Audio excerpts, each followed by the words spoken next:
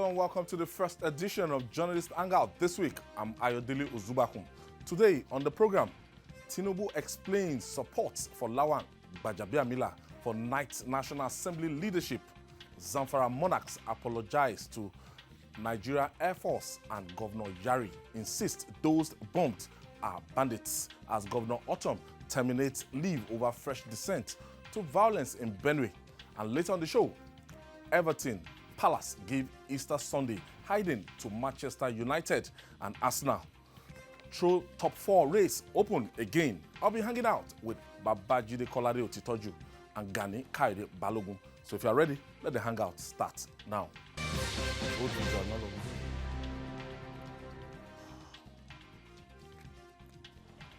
Thank you for joining us again. In a democracy, upholding party supremacy should be the watchword of a true Democrat or party man.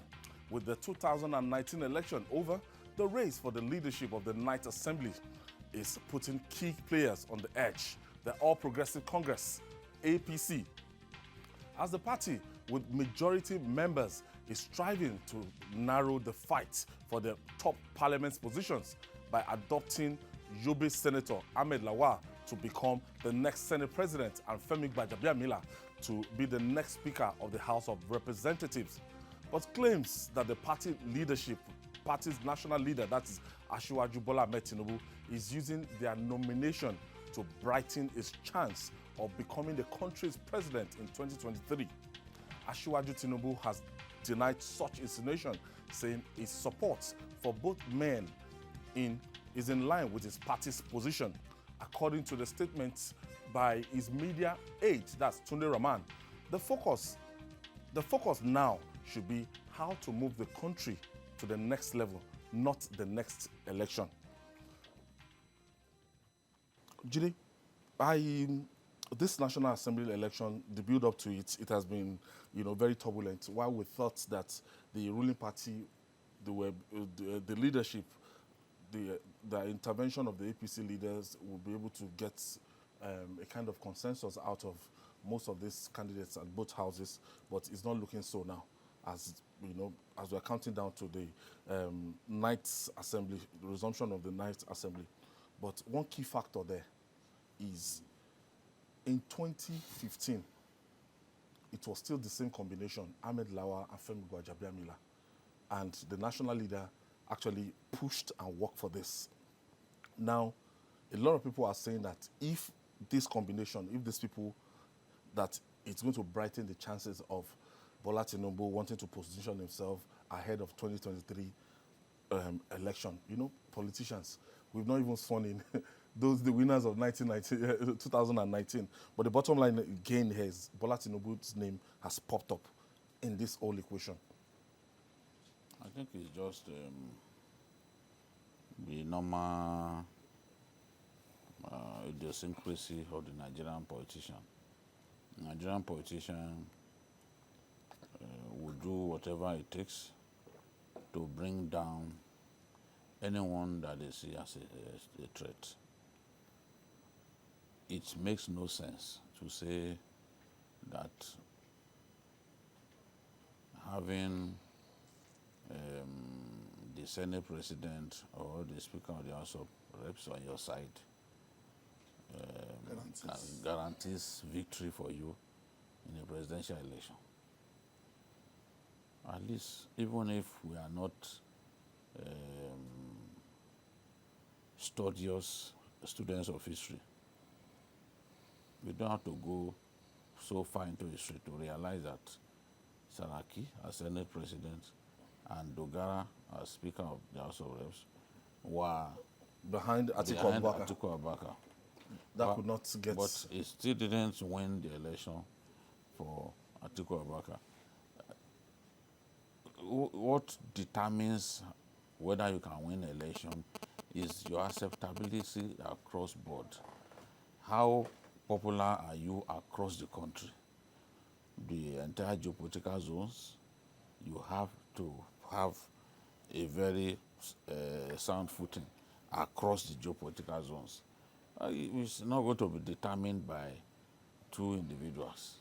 who in any case may not, They're not in may any not way even connected. be, even in their respective states, Yeah. they may not even be among the strongest To politicians. deliver their states. You know? They may Gbajabiamila not, is from Surulere in Lagos. yes. Femi Gbajabiamila is from Surulere, Lagos, without attempting to diminish him as a politician. He can't deliver the whole He Lagos state. cannot, if you tell him to contest, maybe you give him like 3 constituencies in Lagos, he's not likely to win. He will win in the area where he has been popular over the years. He has not, Gbajabiamila as a person, has not spread his tentacles across Lagos. This is a fact that we have to tell ourselves. So, and the same thing is true. The Yobe man. Yes, of the Yobe man. Beyond the area where he comes from a town in Yobe, popular so much because of a famous prison that is located there, where the likes of Ganifa Weme had once been detained. No, you know. So the truth is, outside of the area, can it be guaranteed of victory? Does it have popularity across the states? He's popular with his own people. So this is not, people who truly want to win elections don't pin their hopes on producing producing Senate President or Speaker. No, it's a lot more than that. And when these petty people begin to talk like this, you sense that they are just desperate.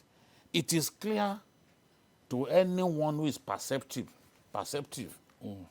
that the PDP lawmakers and some leaders of the PDP currently want to play the role of someone who is not invited to a party. There's an Owambe somewhere. You are not invited. You put on the best dress you want to get inside the venue so that you can out-eat the real invited guests. And people like Tinubu are trying to do their best to ensure that these uninvited guests to a party does not go there and ensure that even the invited guests have little or nothing to eat. Because you know our people take offense when they attend a party and they are not served any meal. You see them, that's when you see them going back home extremely angry. They will be cursing the person who organized the party. So in this case, Tinubu, Oshomole, and the rest of them, they are trying their best to ensure, because whether we like it or not, PDP is capable based on what happened in 2015, is capable of causing an upset in that contest and ensuring that the candidate backed by the APC leadership does not prevail. So this time around, the party leadership is singing from one hymn now, and they are saying this is what we want, and they are trying to get everyone to support the candidate of the party. And Tinubu is saying, look, this is why I'm supporting these fellows. I don't need them for 2023. In any case, I've not told anyone that I'm gunning for 2023 or the presidency in 2023. He's a man who is well heeled in politics. He knows that when he gets to that time, he knows what to do. He has support. He has friends across parties. I've said that. I've given testimony even of concerning even PDP. In that PDP, he has supporters among big people. So he doesn't need people like Gbajabiamila or even Lawan, Ahmed Lawan to become president. If God wills that, he will become president. And he is saying that, look, I'm not talking about that now. For President Buhari to be able to deliver growth, development, and good governance, it is important for him to have a National Assembly that is not adversarial. Because what we had the last time was an adversarial National Assembly. Look, the other day, Gbajabiamila was given an appointment. Abi, you are aware. As we speak, she has not been confirmed. And there are so many other things that they did. Bills being delayed needlessly and all that. And they are trying to deny these things. As Bola Tinubu said, budgets were padded. And they are denying. They are saying, no, it didn't happen. Bola Tinubu is being economical with the truth. When even a member of the Appropriation Committee, the yes, chairman, came out to explain to us the tricks that were used to pad budgets. So what are they talking about? Tinubu does not need Gbajabiamila or Lawan, Lawan to become president. why is Bola Tinubu's name always popping up when it comes to the political arena? If you see this, they'll say, oh, Tinubu is linked with it. If you see that, it's linked with that. Those who cannot go to the toilet, it's Bola Tinubu's fault. Well, Bola Tinubu is the boogeyman of Nigerian politics. He's the one you scare small children with at night when they cannot sleep or when they refuse to take their cereals. It has gone to the point where some people, even on social media, live and die solely based on whether Tinubu wakes up or not. Those are part and parcel of how our politics is played out. For the first time in 4 years, the APC is trying to assert itself as the ruling party, and it's trying to rein in renegades in both houses to ensure their consensus and to ensure, critically, that nobody called any funny meeting anywhere while people are doing elections on that day. So this, of course, is the reason why people must use permutations and blackmail to see whether they can derail the idea of what the man is trying to do. It's really nothing new, and it's going to get worse once the next election comes nearer. Don't forget, politicians don't live for this election. They live for the next one. Some of them are already irrelevant as of right now. And the only thing for them to remain relevant is to keep telling themselves and their few supporters that Tinubu is the problem, why they cannot eat food 3 times a day.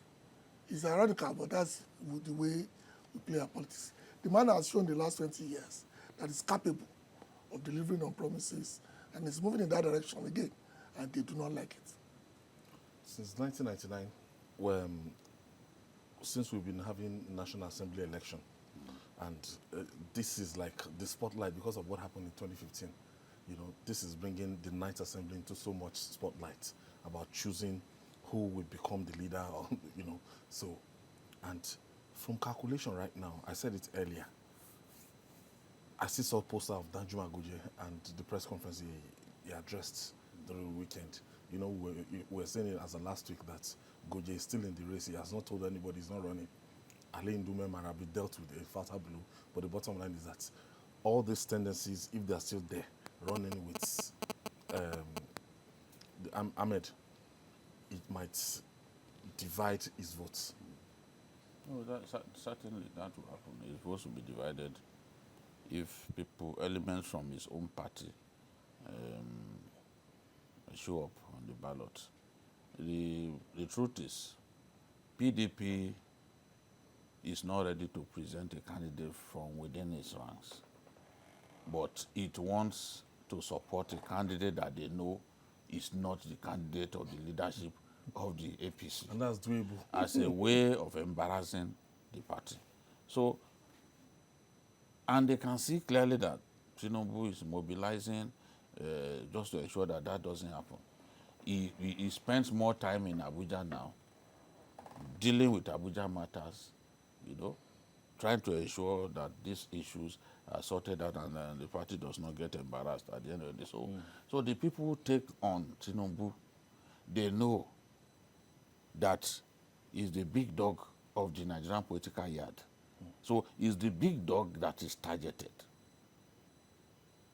in situations like this. Once you are able to destroy the big dog, and their goal, their agenda, is to ensure that at the end of the day, when they rubbish him, people like Buhari will now say, oh, I really don't need this man. That is the agenda. Because now you see Tinubu, Buhari, Oshomole, they are on the same page now. And things are moving fine. Mistakes that were made in the past are not being repeated. So people will want to throw spanner in the works and ensure that, look, this kind of synergy between these three men will find a way to smash it. So that once we smash it, the party becomes weakened, and once the party is weakened, it is to our own advantage. So that is why the man who is there to advise the president to do what is right, because we all know that when it comes to political strategy, there's no one like him currently.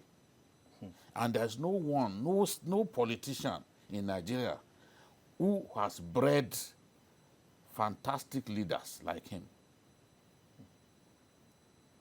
Tinubu has the #1 production line for fantastic political leaders. Someone the other day was saying, let us look at some of the governors former governors who spend their time simply abusing this man. You know, there was a governor who said the other day that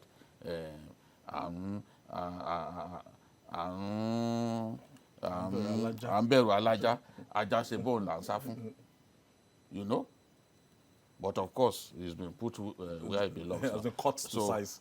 So apparently referring to Tinubu and the VP. He still sees he sees Asiwaju as Alaja and the VP as the Aja. You can imagine. At his own peril. So he's been put where he belongs now. So the Alaja and the Aja, they've shown to So him that they can bite. They can back and they can bite. So this is the thing. If they continue to work together, it will help the president, because the president will benefit from fantastic advice.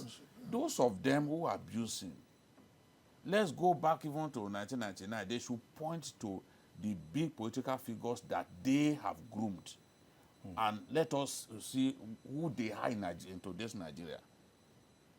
Of course, we can talk about Babatunde Fashola and the rest of them.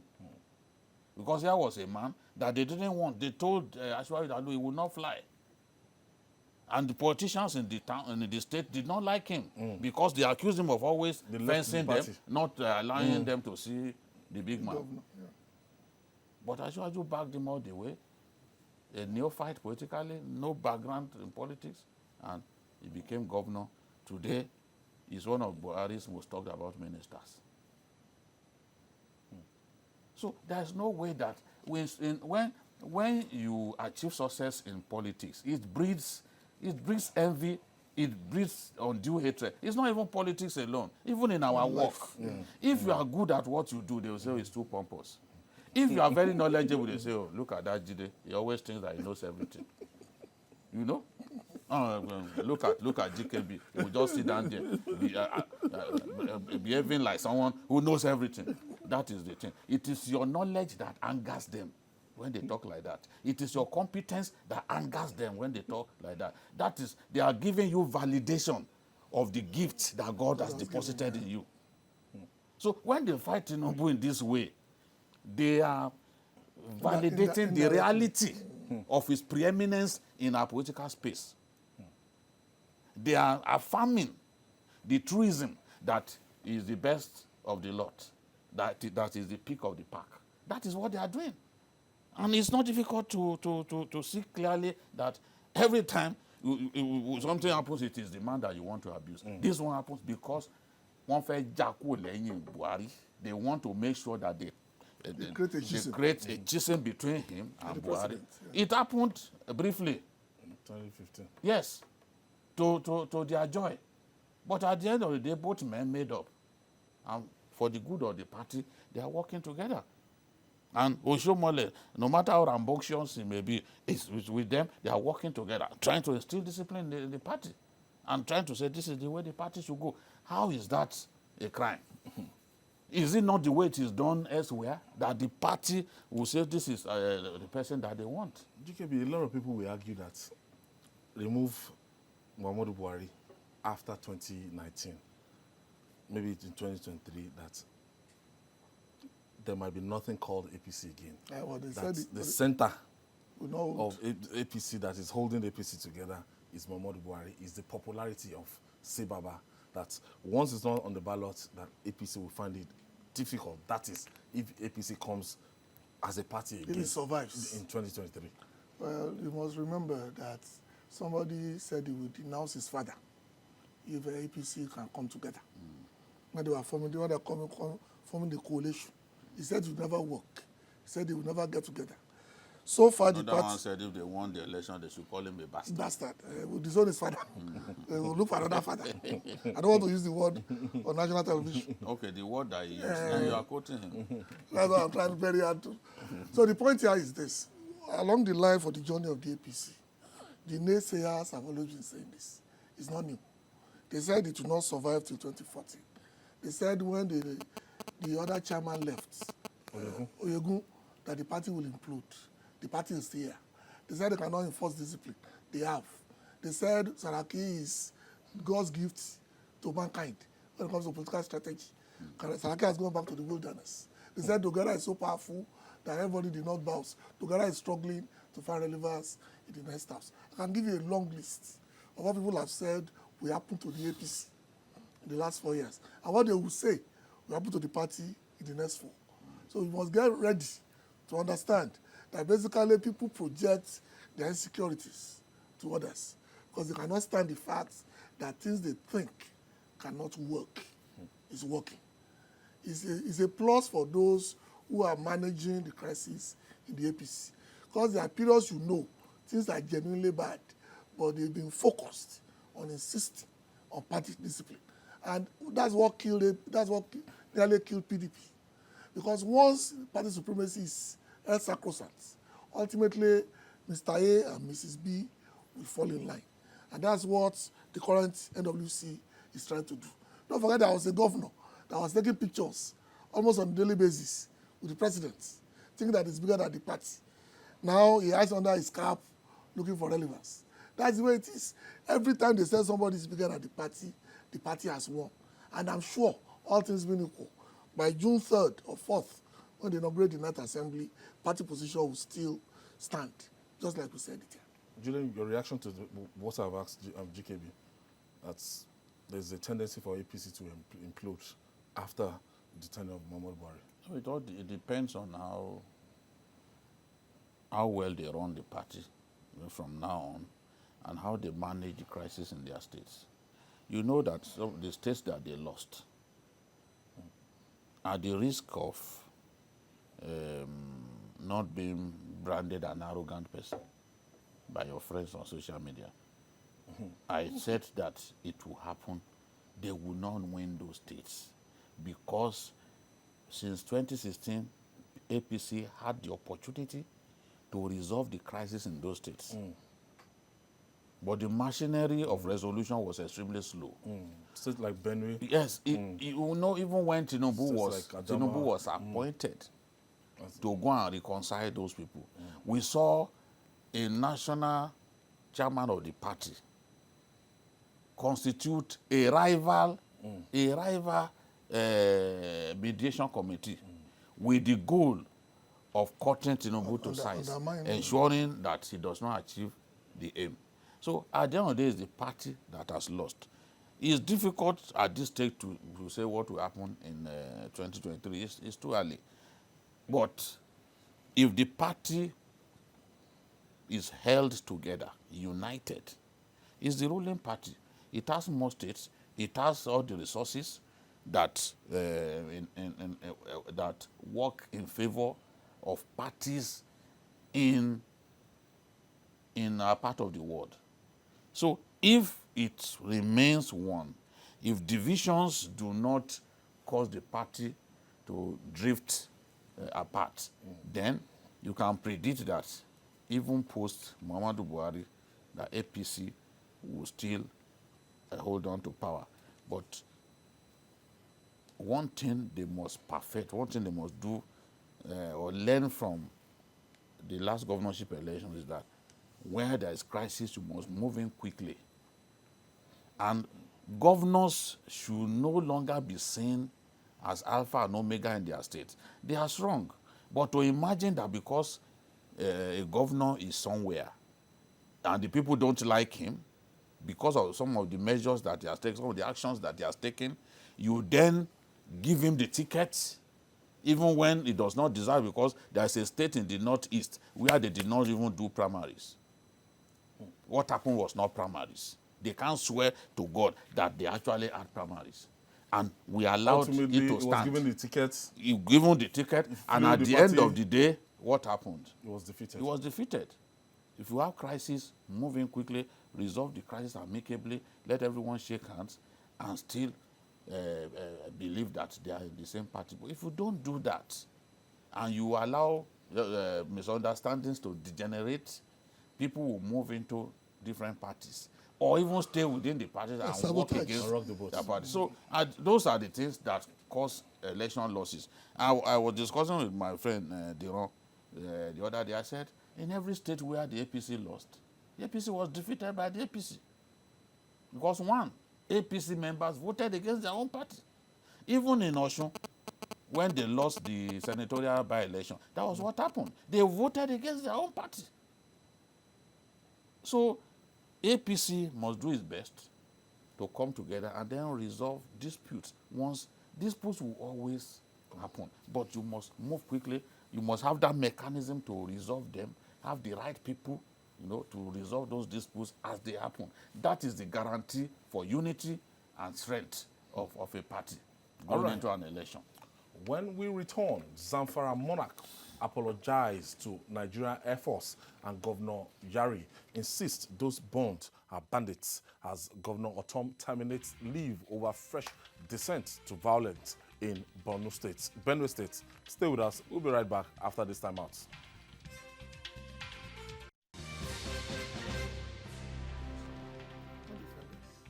Welcome back. Still Journalist Hangout. We're reaching you live from Television Continental. And traditional rulers in Zamfara State are eating their words after series of horse trading with the Nigerian Air Force over alleged killing of innocent citizens during air raids on hideouts of bandits.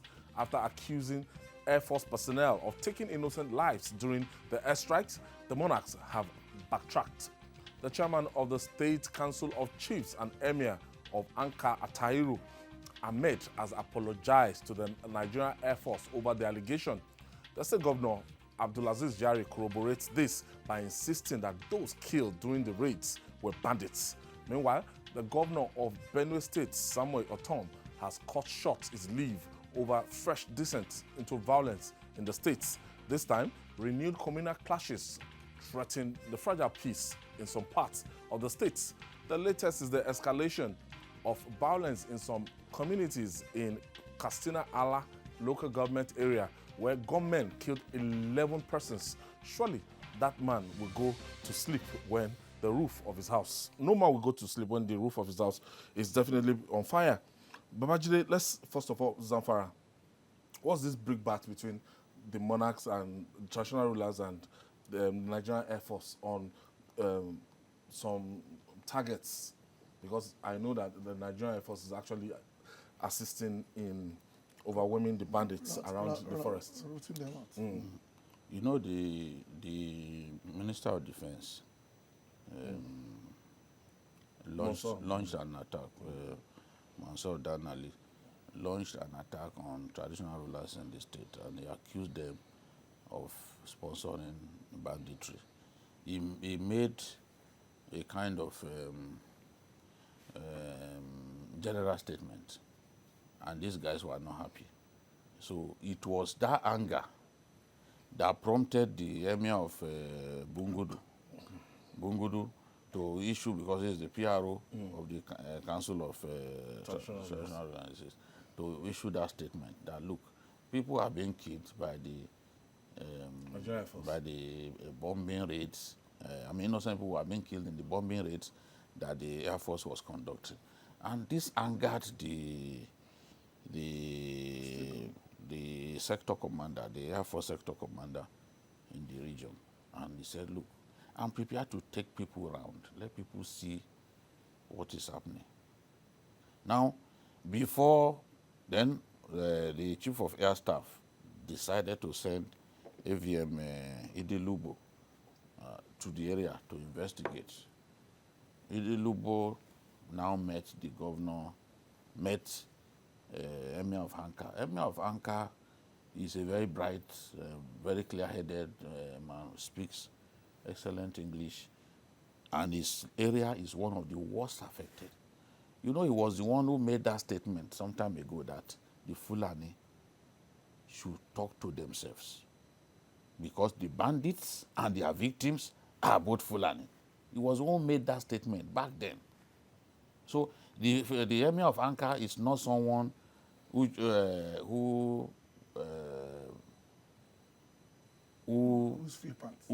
is flippant, who does not speak his mind. He speaks his mind when he thinks it is necessary to say so. And he said, look, what the Emir of Bungudu said, we didn't tell him to say, I'm the chairman of the Council of Traditional Rulers, but that statement did not emanate from me. I'm not aware, or I was not aware that I was going to make that statement. So, and he went on to say that the list of so-called victims that the Emir of Bungudu came up with was actually based on air raids conducted years ago. So it's actually not even referring to the current operation, the current bombing raids. So what these traditional rulers, what some of them are doing is simply to back these bandits. And you see from what has happened that some of them don't want this thing to end. Because there's no need, now you are apologizing. After embarrassing the Air Force, when our friends in Amnesty International and the rest of them, when they see this kind of story, they will go and generate another report and say the Air Force kills people routinely, they are murderers, they are this and that. And they are trying to solve this problem. They are trying to end these killings. The Chief of Air Staff has deployed unprecedented resources to that area just so that we can deal with these guys once and for all. But look, a man in the one of the officers of the Air Force told me that sometimes when we go for these raids, we will actually drop bombs and all that, but we'll discover that we didn't kill anybody because people continue to sabotage their own country, their own communities by providing information. And some of the people providing information are even traditional rulers. Today, a village head, in the course of clearing operations, a village head was arrested and 18 informants arrested. This is the first time we are showing that we want to solve this problem, because in the past, we left these informants. Enemy of the states. Last week, a deputy chairman of a local government was arrested for providing information to bandits. How can you then solve the problem when you are providing information to the people who are killing people? So this is the thing. This was an unnecessary statement. Yes, people will die. Let's tell ourselves, collateral damage is common in war. In the course of dropping bombs, a few innocent people will die. It happens. Even America, with its precision-guided munitions, they still killed innocent people in Iraq. And they apologized. And their drones. They still bombed the milk factories, believing that it's a chemical weapons plant. They still bombed a mosque. So these things happen. That is why war is not desirable.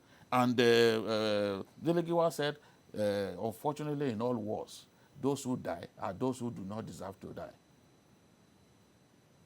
Because there's no way that those who do not deserve to die will not die in this war.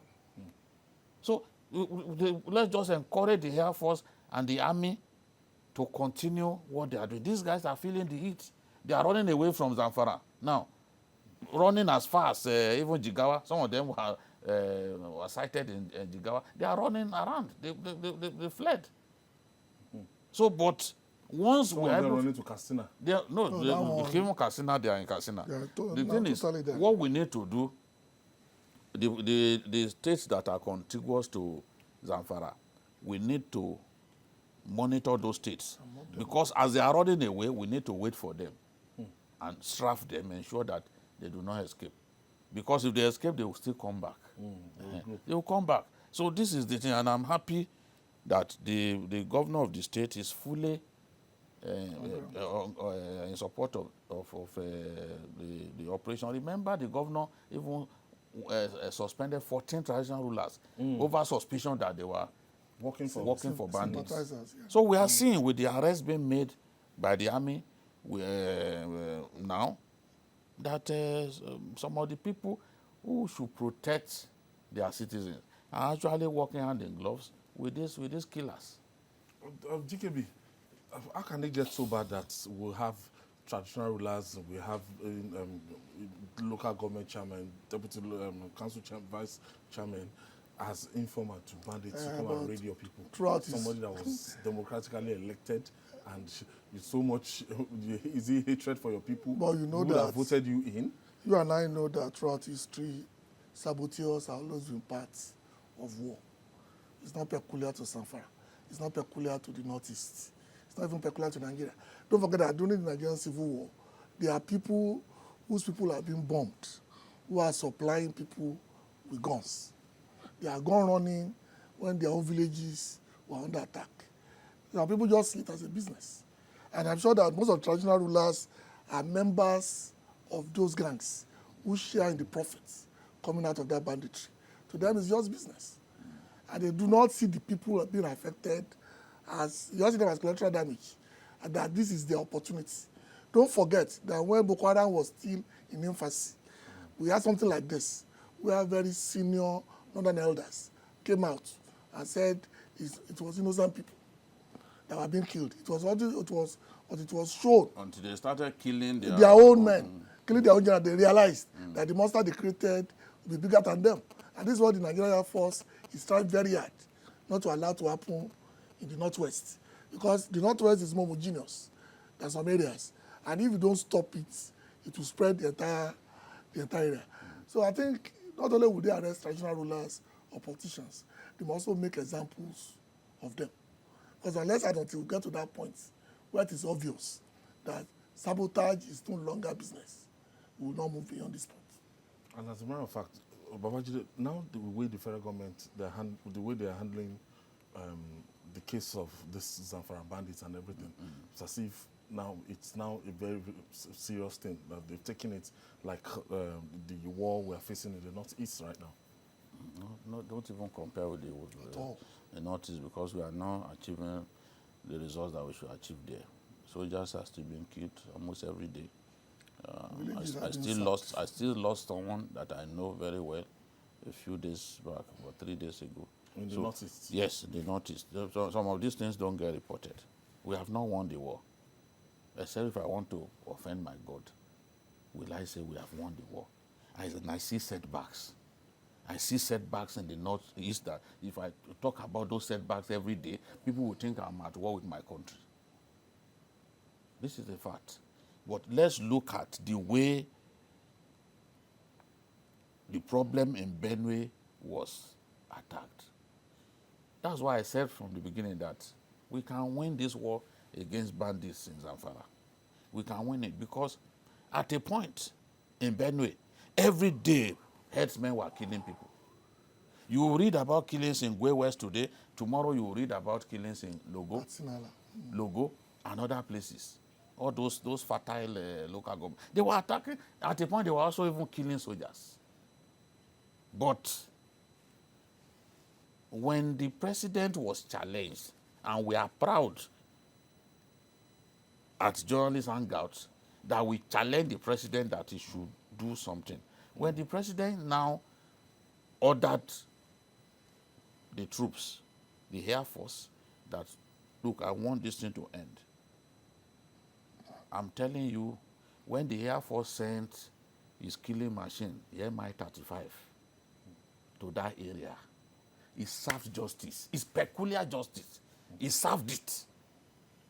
And this killing stopped in Benue. At a point I was thinking, is it that we cannot defeat these guys? Because they will kill people in Benue and run into Nasarawa State. But Ayo, the headsmen who were killing people for fun in Benue, they were defeated. And when the president went to campaign in Benue State, the governor thanked him. The governor admitted that there is peace now. It's on record. And you will have thought with the way they kill people on New Year's Eve and other killings that followed, and even the killing of soldiers, killing of policemen. There were some policemen who went to bath at a stream. These guys went there and slaughtered them. 6. Those killings were common at that time. And we were in despair that what was really going on. But look, no one can be bigger than the state. No criminal or band of criminals can be bigger than the state. When the state wants to visit the full range of its powers, of its capacity to inflict pain on bandits, you will see that these bandits will be history. And I'm happy it happened in Benue. Before the election, we saw clearly that Benue had returned to normalcy. Benue had returned to peace. The governor himself, you know, even the governor's farm was attacked several times. His local government attacked several times. He's from Egwe West. Attacked several times. But at the end of the day, peace was restored to Benue. The governor of Benue and the immediate past governor, the two of them, are from two local governments, Egwe West and Logo. Those are the two most attacked local governments. Susan and Yes, the two of them, they are from Egwe West and Logo. The two most attacked local governments in the Benue Valley.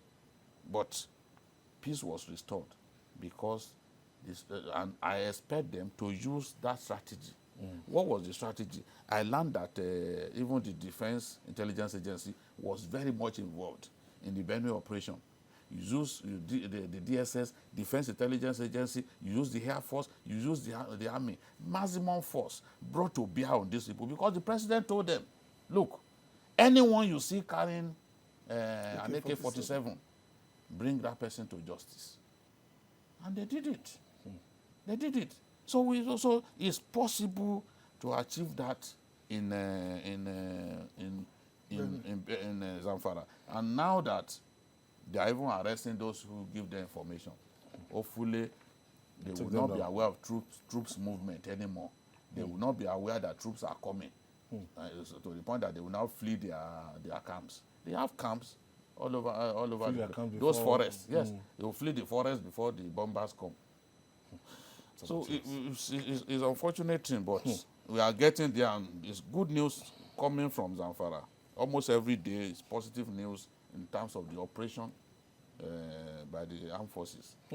On a final note, what makes the English Premier League, EPL, probably the most exciting in the world is that every team has something to fight for. Those fighting for the title, those eyeing the continental football, and those struggling for survival. Yeah. With this, no team can afford to let its guard down when it suffers defeat from expected adversaries. On Sunday, Everton dealt a big blow to top 4 finish aspiration of Manchester United with a 4-0 dribbling. Summarily, Crystal Palace whipped Arsenal 3-2 in a London derby and at Emirates to throw the top 4 race open once again. The nail-biting race to the end of the season in England is getting more exciting. GKB. I wanted to just, before I forget, the governor is from Guma, local government. Okay. Just remember, no. Okay. Governor okay, of Benue. We have, I think, 3 or 4 matches to the end of the season. As at this time last season, before this time, we've gotten a winner to the Premiership. While other leagues, PSG has emerged, Juventus has emerged, and Italian Serie A, so they are celebrating, but it's not clear. Because in England, it's a 2-horse race right now, and anybody can falter. So the champion will probably not be known on the final whistle after match 38. Between Liverpool and Manchester City. The original red, and then of course the blue noisemakers from Manchester. That's what we're going to do. But I need to correct something you said. 3-2 is not a drubbing. It's just a defeat. 4-0, that's a drubbing. Okay. And so we have to correct. Okay. Because when you say Arsenal was dropped, they were not. They lost to the coaches, inconsistent tactics. We just look for anything to lean on in order to make sure that Meanwhile, the case of Man your team is not put to shame totally. It's Whatever deodorizing semantic. it. It's deodorizing loss. Yes. the case of Manchester United is pathetic because Rub it in. a few weeks ago, less than 2 months ago, they were riding very high. They were running At the back 10 of matches unbeaten, and suddenly everything fell into pieces. And that shows the character of the player who do not respect the name Manchester United. And it's obvious that the former coach, as ambitious as he was, has been proved right that the problem with Manchester United is not the coach, it's the playing staff right now. Which is funny, because the last 4 coaches after Sir Alex Ferguson have lost to players' power, because either they didn't like the man or they are not really following the pattern that they wanted. It happened to that Everton man that was sacked after 13 months. Noise. And it happened to the guy they brought in later. So now it's now become a pattern that the management and the owners of Man U, Moyes, the Barcelona man. and then Mourinho, it's a pattern they have to work at and correct quickly. Jide, well, it's top 4 position over No, it's not. for It's Man not. U. United. It's not. for It's the not. Red Devils. It's not. It's just 2 points between Arsenal and Man United And Chelsea. and Chelsea. So if Man United beats Man City, then they will no. It's possible. because this Man City was defeated 3-1 at home by Crystal Palace, and Man U beat Crystal Palace 3-1 at home. You see, sometimes football can be really interesting. This same Crystal Palace that beat Arsenal at home, Man U beat that Crystal Palace 3-1 at home. During at the height of Ole Gunnar Solskjaer's 10-match winning run, Was it wrong to have confirmed, to have given him a contract before the end of the year? No, it is the logical attitude. In my view, since they said that they were going to confirm him at the end of the season, I think they should have waited. They should have waited until the end of the season, as they promised. You see, caretaker managers, most times, even when you give them the job full time, they don't perform. We saw what happened with Shakespeare at Leicester City. By the time they gave him the job full time, they had to sack him again. Because players respond often positively. They respond with so much hunger to a new coach. Pressure. Yes, because one, those who are not playing well for the former coach, when a new man comes, they want to show that new man that they can do well. We've seen that even with Southampton now. We've seen that with Southampton. But Southampton, these days, inconsistent results coming in. So when you sack a coach, you bring in a new coach, there's usually that lift. But it's usually not permanent. Doesn't last. It's usually not permanent. That of Ole Gunnar Solskjaer lasted so long, and the Champions League made us to believe that, this guy is the right. Miracle of Paris. And then the feeling that, look, the nostalgia about Sir Alex, that look, let's bring someone familiar with Sir Alex's methods. They had to go and bring Mike Phelan from a club in Australia where he was serving as sporting director. Mike Phelan worked as an assistant with Ferguson for 13 years. So they were looking at recreating the Ferguson culture. But the culture is about the person. The ideal thing is to let every coach do what he deems right. I think Maradona said, I don't want to be anybody's mentor. Train your children the way you deem fit. Don't let them see me as a mentor, because he knows that he's not an ideal mentor. A man who was a coach of the national team, his team scored a goal, and he did the belly slide. A national team coach. Have you ever seen a national team coach do a belly slide? He forgot he was no longer playing. So he said, don't don't make me a mentor. Now, new coaches come in, let them groom the team the way. Forget about Sir Alex has receded into history. Yeah. Let other people evolve. In my view, some of the attributes of Sir Alex, like courage, like the fact that players can't look him in the eye. Nobody. You don't expect to see that with Ole Gunnar Solskjaer. In fact, someone describes Solskjaer as too nice to be a coach. If it was Alex Ferguson, by now, people We like talk about the dressing room. Anthony Marcia, Who dogged the Everton guy fired a shot, and he gave way for that shot to go and hit the keeper. When you're supposed to throw your body at the shot and protect the keeper. and ensure that ball does not get to your keeper, he dogged for the ball to pass. You know, what kind of attitude is that? And even people like the goalkeeper, De Gea, they are all asking for more money. De Gea is completely disoriented. Look at the back pass. Well, started one of the best goalkeepers in the world. No doubt. But the thing is, now because he's not concentrating again, this is the time for a coach to show courage and bring in the super sub. That's what Sir Alex used to do. He should bring in that goalkeeper, the Argentine keeper, because that guy is equally good. He's the Argentine #1. And he's always sitting there on the bench. See, if this guy can concede from a back pass, because what Lionel Messi gave him was a back pass, and he slipped under his armpit.